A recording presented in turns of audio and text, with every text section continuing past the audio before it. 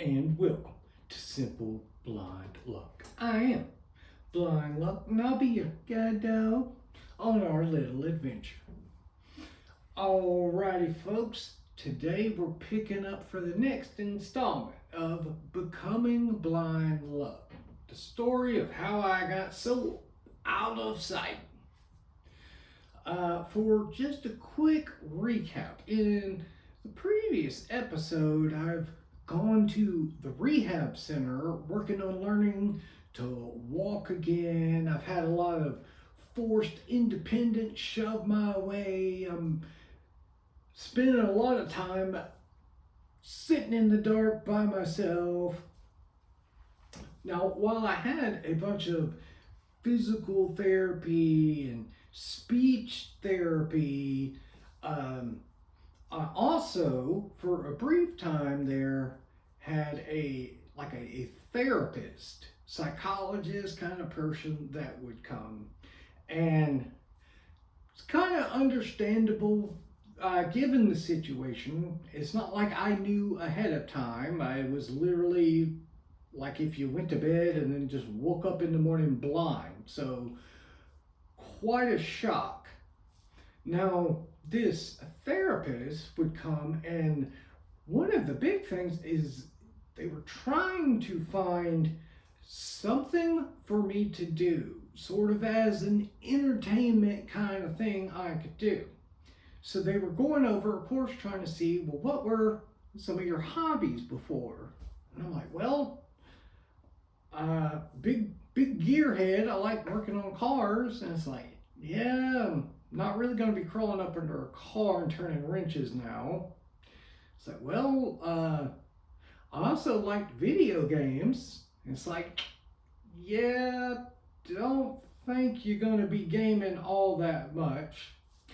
Although that has somewhat changed, which I will visit on a future episode. But at the time, not really possible. Well, I did happen to mention that during that time, prior to the wreck, Texas Hold'em had actually gotten very popular, and I would get together with a group of friends, and we'd have a fairly large group of people and play Hold'em like all night, and it was a blast. I really enjoyed it.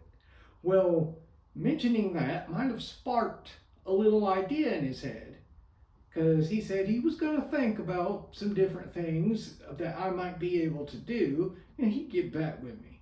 Well, about a week goes by, and he comes, shows back up, and he has this with him. It's a deck of playing cards. Now, may not be super visible for you, but in the corners of it, up here and on the bottom corner, actually has Braille. Now, I was really surprised, especially looking back. I didn't give it as much thought in the moment, but this guy actually bought a deck of Braille playing cards, and then proceeded to teach himself at least enough Braille so that he could then teach me enough Braille to be able to use the playing cards. Now, it's relatively basic with playing cards. I mean, for the most part, you just have the one character, like it'll be a number. And then face cards, it'll just be a letter, like it'll be a K for a king, Q for a queen, and so on.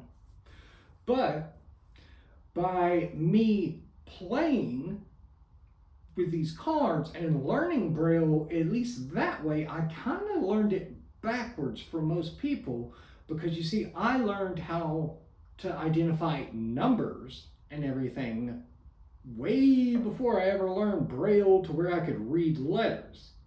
Now, the interesting thing is that in Braille, at least with the basics, numbers and letters correspond to a point.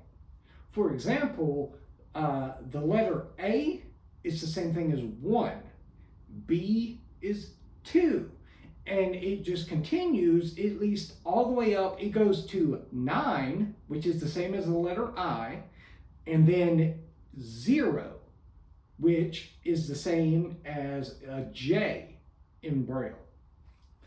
Now, I didn't think about it, but I got real familiar with it, playing with the cards. It did it all the time. It was a great thing for him to introduce because it helped me to reclaim that tiny little piece of normalcy back. The funny thing is that years later, about a year, 2 years later, I go to the Commission for the Blind to receive training. And one of those pieces of training was learning Braille. And I had mentioned to the instructor that I might have a bit of a jump start because I already knew enough for the playing cards. And he used to find it so funny because if you think about it, when you're doing with the cards, you're dealing predominantly with numbers. And I got so accustomed to those certain numbers when I felt Braille. And when you first start, you'll have some very, very basic words, such as it'll be a workbook and it'll be like 3 Braille characters and they'll be separated. And then on the next, down below it, it'll have them right up close to one another. So it's a little harder to identify. And he used to laugh so much because it would be little 3-character words. And I would go and read over it. And he'd say, "What word is that?" And I'd go, "It's 312." And he's like, "Excuse me?" And then it would click in my head, oh, it's cab. Because 3 is the same thing as C, 1, A, 2, B. That spells cab, not 312. But that was just a quick highlight of some of the kind of funny things that come around learning Braille, I guess, backwards. But I'm very appreciative to that therapist because prior to that, I didn't really have anything at all for entertainment. And that was, granted, it was just one thing, this little bitty thing, but man, it was so appreciated. But I'm going to pause for today. I will leave you with an on the bright side. And for today we have, I'm blind. But on the bright side, if I am sitting around playing poker at night and the power goes out, my game doesn't have to stop. Matter of fact, I might not even notice. And with that, I will hear you later.